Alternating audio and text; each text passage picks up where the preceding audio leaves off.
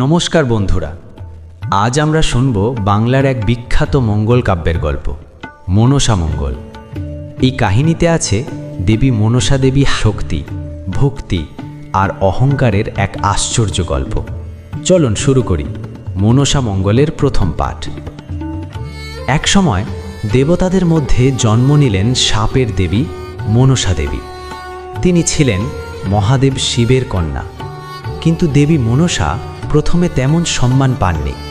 তাই তিনি চাইতেন পৃথিবীর মানুষ যেন তাকে পূজা করে এবং তার মহিমা স্বীকার করে। পৃথিবীতে তখন ছিলেন এক ধনী ও বিখ্যাত বণিক, চাঁদ সদাগর। তিনি ছিলেন শিবের অতি বড় ভক্ত। দেবী মনসা চেয়েছিলেন চাঁদ সদাগর যেন তাকে পূজা করেন, কিন্তু চাঁদ সদাগর মনসা দেবীর পূজা করতে একেবারেই রাজি হলেন না। এই অবমাননায় দেবী মনসা খুব রাগান্বিত হলেন। তিনি ঠিক করলেন যেভাবেই হোক চাঁদ সদাগরকে নিজের শক্তি দেখিয়ে তাকে পূজা করতে বাধ্য করবেন। এইভাবেই শুরু হয় দেবী মনসা ও চাঁদ সদাগরের সংঘাত। আর এই সংঘাত থেকেই